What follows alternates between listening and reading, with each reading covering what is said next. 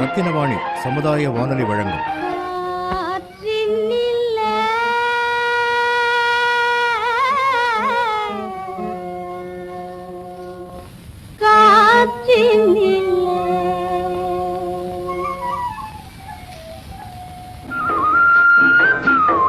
காற்றில் மிதந்து வரும் கணிதம். காற்றில் மிதந்து வரும் கணிதம் இந்திய அரசு அறிவியல் மற்றும் தொழில்நுட்பத்துறையின் ஓர் அங்கமான தேசிய அறிவியல் மற்றும் தொழில்நுட்ப தொடர்பியல் குழுமத்தின் ஆக்கம், ஊக்கம், ஆதரவுடன் ரத்தினவாணி சமுதாய வானொலி தயாரித்து வழங்கும் காற்றில் மிதந்து வரும் கணிதம்.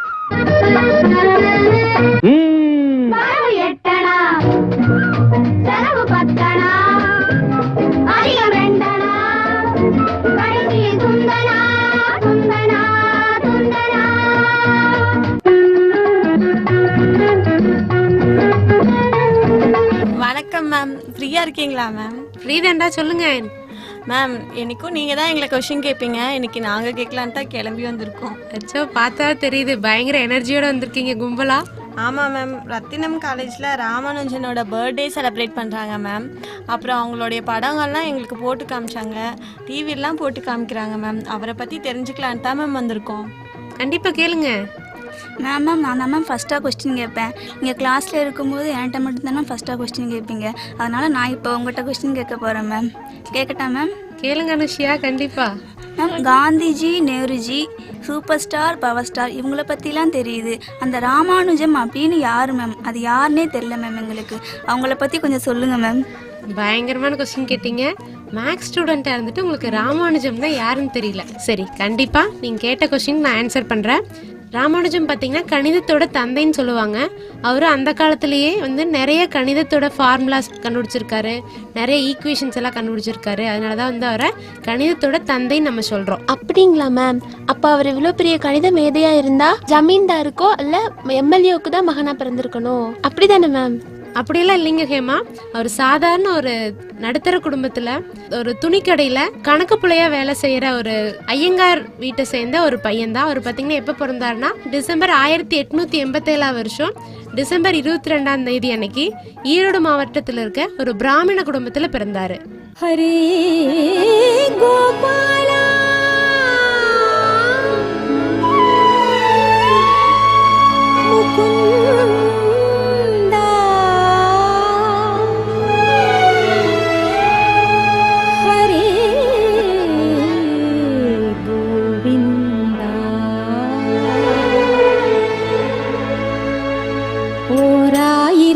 ஈராயிரம் மூவாயிரம் நாமம் என 4000 நூலாயிரம் நாவாரவே பேசும் அவையாராமுதன் தீராமுதன் ஏறார் புகழ் கூறும் தினமாராதனை யார் செய்யினும் தீராவினை தீரும். ஹரி நாராயண நாராயண நாராயண நாராயண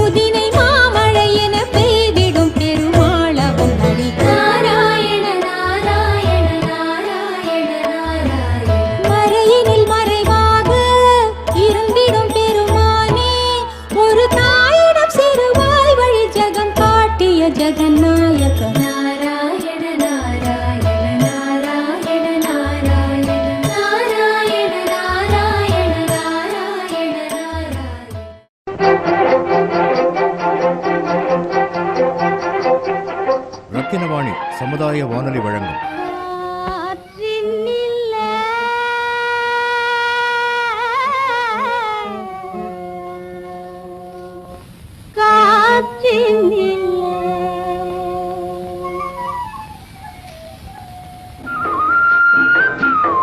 காற்றில் மிதந்து வரும் கணிதம். காற்றில் மிதந்து வரும் கணிதம் இந்திய அரசு அறிவியல் மற்றும் தொழில்நுட்பத்துறையின் ஓர் அங்கமான தேசிய அறிவியல் மற்றும் தொழில்நுட்ப தொடர்பியல் குழுமத்தின் ஆக்கம் ஊக்கம் ஆதரவுடன் ரத்தினவாணி சமுதாய வானொலி தயாரித்து வழங்கும் காற்றில் மிதந்து வரும் கணிதம் புதிய தொடர். அடித்தட்டு மக்களின் அன்றாட பயன்பாட்டுக்கு தேவையான அடிப்படை கணிதம் கற்றுத்தரும் தொடர் காற்றில் மிதந்து வரும் கணிதம். இதை தவிர வேற ஏதாவது இன்ஃபர்மேஷன் வேணுமா உங்களுக்கு? ஆமாம் மேம், இனிதான் நிறையா தெரிஞ்சுக்கணும்னு தோணுது. அப்போது அவர் பயங்கர படிப்பிஸ்டாக இருப்பார் மேம். அவர் பக்கத்தில் நம்ம நிற்க முடியாது போல். அவர் என்ன மேம் படிச்சிருக்காரு? அவர் படிப்பு பற்றி கொஞ்சம் சொல்லுங்கள் மேம். நீங்கள் நினச்சிக்கலாம் பயங்கரமான இது மாதிரி ஸ்டோரிஸ் இருக்கிறவங்கலாம் பயங்கர இன்டெலிஜென்ட், அவங்க நிறைய படிச்சிருப்பாங்க, பிஹெச்டிலாம் படிச்சிருப்பாங்கன்னு நினைக்கலாம். பட் அவர் அப்படி இல்லை. அவர் +2 வரைக்கும் பார்த்தீங்கன்னா ஒரு நார்மல் நம்மளை மாதிரி ஒரு கவர்மெண்ட் ஸ்கூலில் படித்தவர் தான். நீங்களும் நினச்சிட்டு இருக்கீங்க கவர்மெண்ட் ஸ்கூலில் படித்தா வந்து அவங்களுக்கு எதுவுமே தெரியாது, மெட்ரிகுலேஷன் சிபிஎஸ்சியில் படித்தவங்க தான் பயங்கர ப்ரில்லியண்ட்டாக இருப்பாங்க, எதுவாக இருந்தாலும் சாதிக்க முடியும்னு நினைக்கிறீங்க. பட் நம்ம ராமானுஜம் கூட ஒரு சாதாரண ஒரு கவர்மெண்ட் ஸ்கூலில் படித்தவர் தான். பட் அவர் பார்த்தீங்கன்னா தன்னோட பள்ளி படிப்புக்கு அப்புறம் தன்னோட கல்லூரி படிப்பை வந்து சென்னை பச்சையப்பா கல்லூரியில் வந்து தொடங்கினார். பட் அவர்னால குடும்ப சூழ்நிலை காரணமாக வந்து அவர் வேலைக்கு போயிட்டு இருந்தார். சேலத்தில் ஒரு கம்பெனிக்கு வந்து குமஸ்தாவாக வந்து வேலை செஞ்சுட்டு இருந்தார். அதனால அவரால் காலேஜ் போக முடியல. காலேஜ் போனாலும் சம்டைம்ஸ் போனாலும் என்ன பண்ணுவார், எக்ஸாம் வந்து மேக்ஸ் எக்ஸாம் மட்டும் கரெக்டாக அட்டன் பண்ணுவார். மற்ற எக்ஸாமில் ஃபெயில் ஆயிடுவார், எல்லாம் அட்டன் பண்ணாமல் போயிடுவார். அதனால பார்த்தீங்கன்னா அவருக்கு பிஎஸ்சி டிகிரியே வந்து அந்த காலேஜில் கொடுக்க மாட்டேன்னு சொல்லிட்டாங்க. மேம் அப்போ இவ்வளோ படிப்ஸாக இருக்கவங்கலாம் படிச்சுட்டு தான் மேம் இருப்பாங்க. அவர் வாழ்க்கையில் அவருக்கு மேரேஜ் ஆச்சா மேம்? இல்லை அவர் வந்து ஆலமரத்தடியில் உட்காந்து கணக்கு போட்டுட்டு தான் இருப்பாங்க. அவருக்கு எப்படி மேம் பொண்ணு கொடுத்தாங்களா இல்லை மேரேஜ் அவர் பண்ணாரா? அவரோட லைஃப் கொஞ்சம் சொல்லுங்கள் மேம். கரெக்டாக மேரேஜில் வந்து புள்ளி வைக்கிறீங்க. ஒவ்வொரு ஆணுக்கு பின்னாலேயும் கண்டிப்பாக ஒரு பெண் இருக்குன்னு சொல்லுவாங்க, அது உண்மைதான். அதே மாதிரி நம்ம ஸ்ரீனிவாச ராமானுஜம்க்கு அந்த காலத்துலாம் பார்த்திங்கன்னா சின்ன வயசுலேயே கல்யாணம் பண்ணி வச்சுருவாங்க. அதே மாதிரி தான் நம்மளோட ஸ்ரீனிவாச ராமானுஜம்க்கு ஒரு 10 வயசுலேயே கல்யாணம் பண்ணி வச்சுட்டாங்க. யாருன்னு பார்த்தீங்கன்னா எஸ் ஜானகி அம்மாள் அப்படிங்கிற ஒரு குட்டி பொண்ணை ஒரு கல்யாணம் பண்ணி வச்சாங்க. அவங்கள வந்து படிக்கல, அந்த காலத்தில் பொண்ணுங்களை படிக்க வைக்க மாட்டாங்க. பட் அவங்க வந்து தீரம் அவங்க கூட உட்காந்து கணக்கு வாய்ப்பாடோ அவங்க கூட சேர்ந்து வந்து ஆராய்ச்சி செய்யலை. பட் அவங்களுக்கு உறுதுணையாக ஒரு அன்பு துணைவியாக வந்து அவங்க இருந்தாங்க.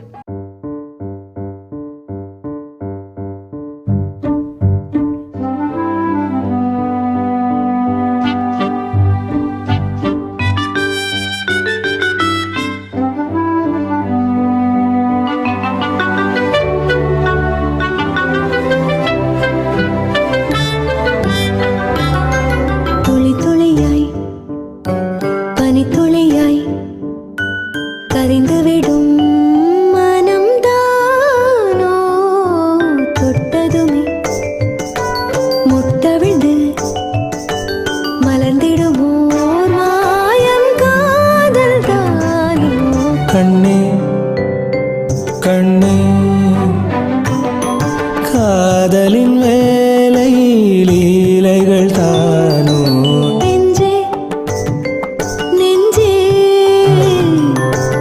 நேரங்கே நோரங்கிடாமல் கொள்வதென்ன துளி துளியாய் பனித்துளியாய் கரைந்துவிடும் மனம் தானோ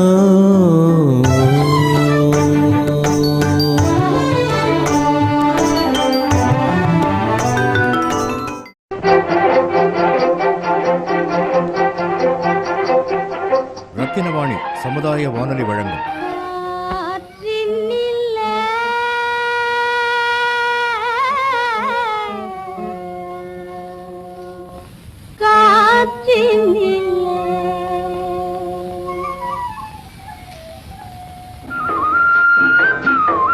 காற்றில் மிதந்து வரும் கணிதம்.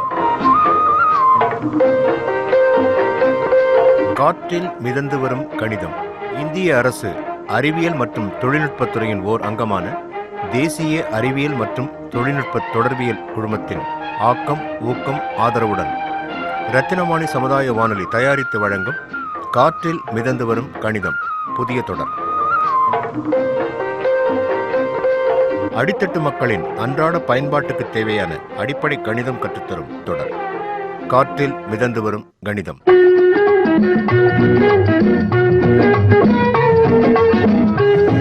மேம் மேக்ஸ்னாலே நம்ம எல்லாரும் கஷ்டம் நினச்சிட்டு இருக்கோம். அப்படி இருக்கும்போது இவர் நிறைய சாதனை பண்ணியிருக்காரு அப்படி சொல்கிறீங்க. அந்த சாதனையெல்லாம் யார், இவர் தனியாக பண்ணாரா இல்லை யார் மூலமாவது எல்லாருக்கும் தெரிகிற மாதிரி பண்ணாரா? ஹேமா, இவர் பார்த்தீங்கன்னா நம்ம நாட்டில் இருக்கும்போது பார்த்தீங்கன்னா நான் அப்படியே சொன்னேன், பச்சையப்பா காலேஜில் ஒரு பிஎஸ்சி டிகிரியே வாங்கலை அப்படின்னு நான் சொன்னேன்ல. இவர் இப்படி இருக்கும்போது ஒரு சென்னையில் இவர் நல்லா பண்ணுறார் அப்படின்னு சொல்லிட்டு இவரை என்கரேஜ் பண்ணிவிட்டு ஒருத்தர் வந்து இவரை லண்டனுக்கு அனுப்பிச்சி வச்சாங்க. சரி, நீ அங்கே போய் வந்து உனக்கு அங்கே தான் வந்து உனக்கு கரெக்டு, இது மாதிரி ப்ரில்லியண்ட்டெல்லாம் நீ வந்து லண்டனில் போய் நல்லா மேற்படிப்பெல்லாம் படிச்சுட்டு வா, உனக்கு அங்கே உதவித்தொகை நிறைய கிடைக்கும் அப்படின்னு சொல்லிட்டு கொஞ்சம் பணம் கொடுத்துவிட்டு அனுப்பிச்சி விட்டாங்க. எங்கேன்னா லண்டனுக்கு. சரிங்களா? அங்கே அனுப்பிச்சி விடும்போது இவர் கூட ஹார்டி அப்படிங்கிறவரும் இன்னொரு ப்ரொஃபஸரும் சேர்ந்து என்ன பண்ணாங்க, இவர் எழுதின தியரம்ஸ் எல்லாம் வந்து படித்து பார்த்தாங்க. இவர் என்னடா இந்த பையன் இப்படி கிறுக்கி வச்சிருக்கான், இனிமேல் லூஸ் போல அப்படின்னு சொல்லிட்டு யாரோ ஒரு புக்கை பார்த்து எழுதியிருக்கா அப்படின்னு சொல்லிட்டு ஒரு குப்பத்தொட்டில் தூக்கி இவரோட எழுதின டைரி எழுதியிருப்பார்ல, கணக்கெல்லாம் எழுதியிருப்பார்ல, அதெல்லாம் தூக்கி வீசிட்டாங்க. ஆனால் அப்போ அந்த ஹார்டிக்கு வந்து இவர் என்னமோ இந்த பையன் கண்டுபிடிச்சிருக்கான், சம்திங் என்னமோ கண்டுபிடிச்சிருக்கா அப்படின்னு சொல்லிட்டு எடுத்து ரெஃபர் பண்ணாங்க. என்னமோ கண்டுபிடிச்சிருக்கா அப்படின்னு சொல்லிட்டு உட்காந்து பார்க்கும்போது இவர் கண்டுபிடிச்சது எல்லாமே வந்து புதுசாக இருந்துச்சு. என்னமோ ஒன்று புரியாத ஒரு புதிர் மாதிரி இருந்துச்சு அப்படின்னு சொல்லிட்டு அதை ஆராய்ச்சினா கூட்டல் கழித்தல் அதெல்லாம் நீங்களே சொல்லி கொடுத்துறீங்க மேம். இதுக்கு அவ்வளோ பெரிய கஷ்டப்பட்டு அந்த காலத்தில் இதுக்கு கண்டுபிடிக்கிறதுக்காக அவ்வளோ கஷ்டப்பட்டாரு. நல்ல கொஸ்டின். பார்த்தீங்கன்னா கணக்கில் நீங்கள் என்ன நினச்சிருக்கிறீங்க, கூட்டல் கழித்தல் வகுத்தல் ஃபார்முலாஸ் A² B² மட்டும்தான் இருக்குன்னு நினச்சிட்டு இருக்கீங்க. அதையும் தாண்டி இப்போ நம்ம நல்ல வசதியாக வாழ்ந்துட்டு இருக்கோம். நம்ம கையில் மொபைல் இருக்கு, எப்பவும் பெஞ்ச் கடை உட்காந்து மெசேஜ் அனுப்பிச்சிட்டே இருப்பீங்க, நல்லா காரில் போகிறீங்க, எல்லாம் பண்ணுறீங்க. நமக்கு ஃபேன் ஓடுது, ஏசி ஓடுது, வாஷிங் மிஷின் இருக்குது. இதுக்கு எல்லாமே ஒரு அடிப்படை தத்துவமாக இருக்கிறது பார்த்திங்கன்னா கணக்கு தான். அதனோட மூலதனத்தை வச்சு தான் வந்து இவ்வளோ பெரிய பில்டிங் கட்டுறதா இருந்தாலும் சரி, ஒவ்வொரு விஷயங்களும் பார்த்திங்கன்னா கணக்கோட வாய்ப்பாட்டையும் அதனோட மூலதனத்தை வச்சு தான் வெளியே வருது. அதை கண்டுபிடிச்சவர் தான் பார்த்திங்கன்னா ராமானுஜம்.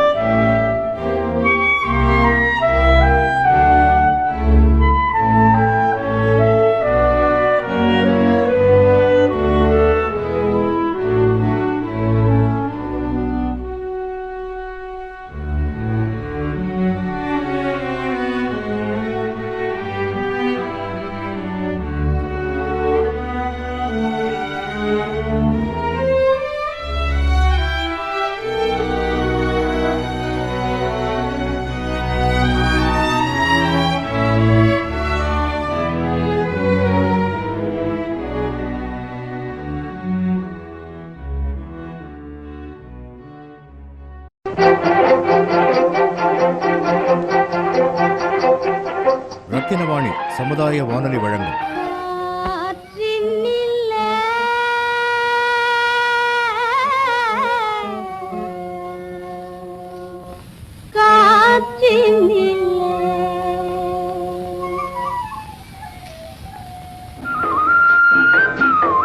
காற்றில் மிதந்து வரும் கணிதம்.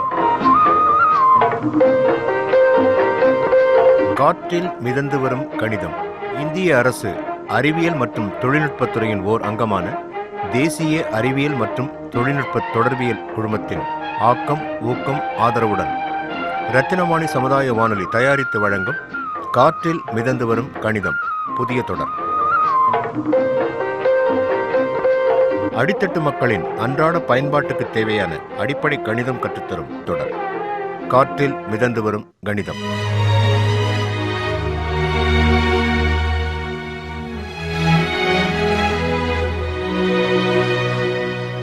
இவ்வளோ கண்டுபிடிச்சிருக்காரு, இவ்வளோ ஒரு நல்லவர், நாட்டுக்கு நல்லது செய்யணும்னு நிறைய விஷயங்கள் கண்டுபிடிச்சிருக்காரு மேம். இவர் கண்டிப்பாக 100 வயசெல்லாம் வரைக்கும் இருந்திருப்பார் இல்லை மேம்? கவிதா, நான் இது மட்டும்தான் கொஞ்சம் வருத்தப்பட வேண்டிய விஷயம். அவர் ஏன்னு பார்த்தீங்கன்னா அந்த காலத்தில் ஒரு முதல் உலகப்போர் நடந்துச்சு 1916. அந்த சமயத்தில் முதல் உலகப்போர் நடந்துச்சு. அப்போ இவர் வந்து என்ன சொன்னேன், லண்டனில் தான் இருந்தார்னு சொன்னேன். வெளிநாட்டிலாம் பார்த்திங்கன்னா சைவ உணவோட அசைவ உணவு அதிகமாக எடுத்துப்பாங்க. ஆனால் இவர் யார், பிராமணர் குடும்பத்தை சேர்ந்தவரில். அதனால் வந்து இவர் அந்த அசைவத்தெல்லாம் அது மோஸ்ட்லி எடுத்துக்கவே மாட்டார் பார்த்திங்கன்னா. அதனால என்ன இவர் எப்பவுமே சாப்பிடாம இருந்து ரொம்ப டிபி அட்டாக் ஆயிடுச்சு. அது போக வந்து உடம்பு சரியில்லாம போச்சு, ரொம்பவே வீக் ஆயிட்டாரு. அப்படியே சரி வீட்டுக்கு போகலாம் அப்படின்னு நினச்சி கிளம்பி வர்றாரு. ஆனால் நம்ம நாட்டில் பார்த்தீங்கன்னா இன்னொன்று இருந்துச்சு, மூட நம்பிக்கை, சாதி வெறி வந்து அந்த காலத்தில் ரொம்ப அதிகமாக இருந்துச்சு. இப்போ கூட இருந்துட்டு தான் வருது, நம்ம அதை பற்றி பேச வேண்டாம். அந்த காலத்தில் வந்து மூட நம்பிக்கை, அதாவது எந்த தமிழனாக இருந்தாலும் சரி, பிராமணர் வந்து கடல் தாண்டி ஏதாவது ஒரு நாட்டுக்கு போனான்னா வந்து அவங்க குடும்பத்தையும் அவங்களையும் வந்து ஒதுக்கி வச்சுருவாங்க, சரிங்களா? அப்படி ஒதுக்கி வச்சங்காட்டி என்ன பண்ணால் மறுபடியும் அவங்க வீட்டுக்கும் அவங்க ஊருக்கும் வர மாதிரி இருந்தால் வந்து அவங்க ஒரு பரிகாரம் பண்ணிட்டு ஒரு சில சடங்குகள்லாம் பண்ணிட்டு தான் வந்து அவங்க உள்ள வரணும். சரி, இவங்களோட மனைவியும் இவங்களோட அம்மாவும் சேர்ந்து எல்லா ஒரு துர்க்கை அம்மன் தான் வந்து அவங்க சாமி கும்பிடுவாங்க. அவங்களுக்கு பரிகாரமெல்லாம் பண்ணுறதுக்கு ரெடியாக வச்சுருந்தாங்க. பட் இவர் வரும்போதே வந்து ரொம்ப வீக்காக இருந்தார், அதனால் வந்து அந்த பரிகாரமெல்லாம் பண்ண முடியல. பட் அப்போது 1918 வருஷம் வந்து இவர் வந்து நம்ம நாட்டை சேர்ந்துட்டார். பட் அப்போ ரொம்ப வீக்காக இருந்தனால வந்து அவரால் தன்னோட வாழ்க்கையை வந்து தொடர முடியல. பட் அப்பவும் பார்த்திங்கன்னா தன்னோட கடைசி மூச்சு இருக்கிற வரைக்கும் ஒரு மேக்ஸில் ஒரு மார்க் யூ அப்படின்னு ஒன்று சொல்லுவாங்க, சரிங்களா? தீட்டா ஃபங்க்ஷன் அப்படின்னு சொல்லுவாங்க. அதை கண்டுபிடிச்சிட்டு அதுக்கு சொல்யூஷன், அது வந்து ரொம்ப அப்ளிகேஷன், இப்போ எல்லா இடத்துலையும் அதை யூஸ் பண்ணுற ஒன்று. அதை கண்டுபிடிச்சி தான் வந்து தன்னோட கண்களை மூடினார். அவர் பார்த்திங்கன்னா எப்போ இருந்தாருன்னா ஏப்ரல் 26 நாள் அன்னைக்கு 1920 அந்த தேதியில் வந்து அவரோட வாழ்க்கையை திறந்துட்டார். பட் அவர் 30 வருஷங்கள் தான் வந்து அவர் வாழ்ந்தார்.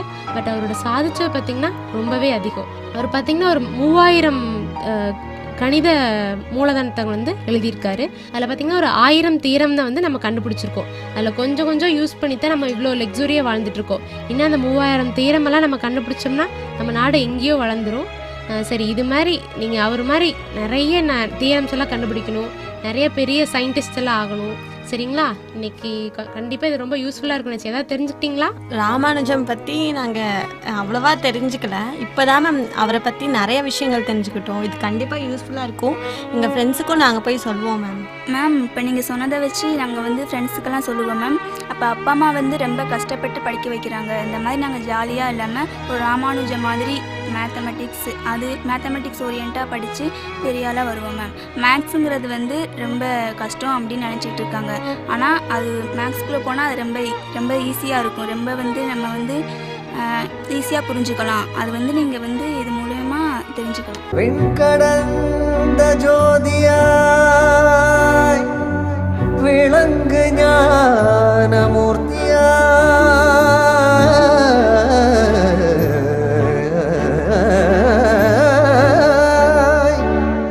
பண்கடந்த தேசமேவு பாவனாசநாதனே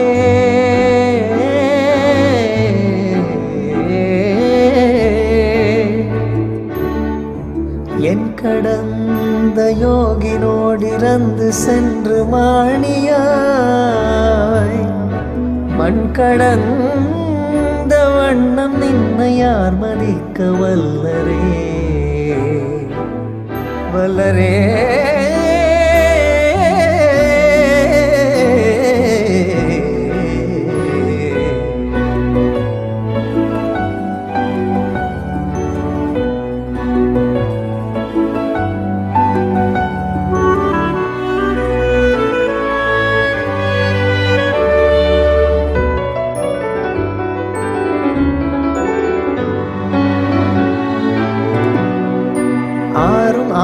ஆறுமாயோர் ஐந்துமாய்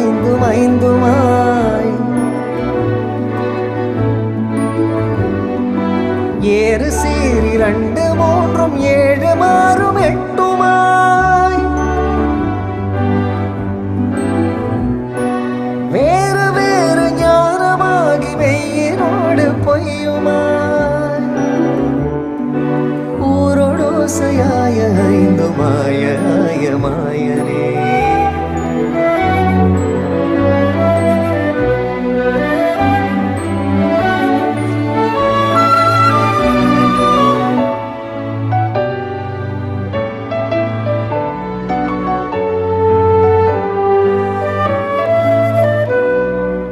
பூனிலாய 5மாய் புனர்கண் நின்ற 4மாய்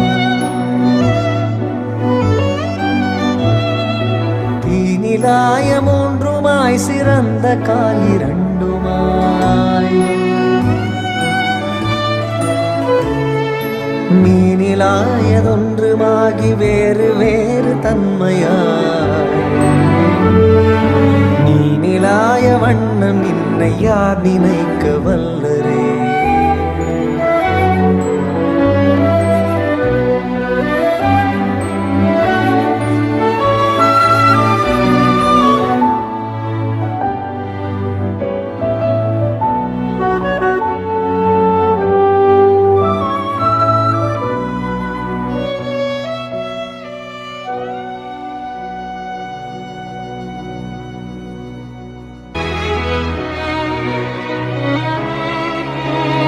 நேயர்கள் இதுவரை கேட்டது கணித மேதை ஸ்ரீனிவாச ராமானுஜம் அவர்களை பற்றி ரத்தினம் கலை அறிவியல் கல்லூரி கணித பேராசிரியை சங்கீதா மற்றும் அவரது மாணவர்கள் கலந்துரையாடிய சிறப்பு நிகழ்ச்சி.